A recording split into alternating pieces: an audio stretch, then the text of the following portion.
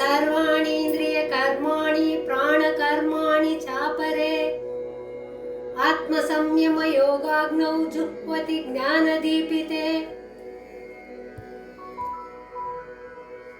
మరికొందరు ఇంద్రియముల యొక్క కర్మలన్నింటినీ, పంచప్రాణముల యొక్క కర్మలన్నింటినీ జ్ఞానముతో ప్రకాశింపజేసిన మనోనిగ్రహ యోగమును అగ్నిలో హోమం చేస్తున్నారు.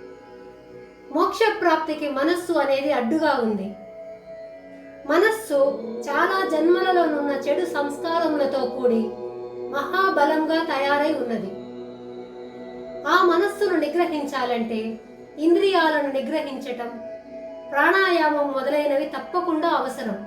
ఎందుకంటే ఇంద్రియాల వేగము, ప్రాణము యొక్క వేగమును అరికట్టకుంటే మనస్సును ఎవరూ జయించలేరు. కాబట్టి మనస్సును నిగ్రహించుటకు సహాయముగా ఇంద్రియ నిగ్రహం, ప్రాణాయామము తప్పకుండా చేయాలి. జ్ఞానము వల్లనే మనస్సును నిగ్రహించవచ్చు. మనస్సును నిగ్రహించాలంటే తత్వజ్ఞానము గురించి తెలుసుకోవాలి. అంటే ఈ ప్రపంచం అంటే ఏమిటి, ఈ జరుగుతున్న విషయాలు శాశ్వతమా, ఇంకా శాశ్వతమైన పదార్థం ఏది అనే విషయాల వైపుకు మనస్సును మళ్లించాలి.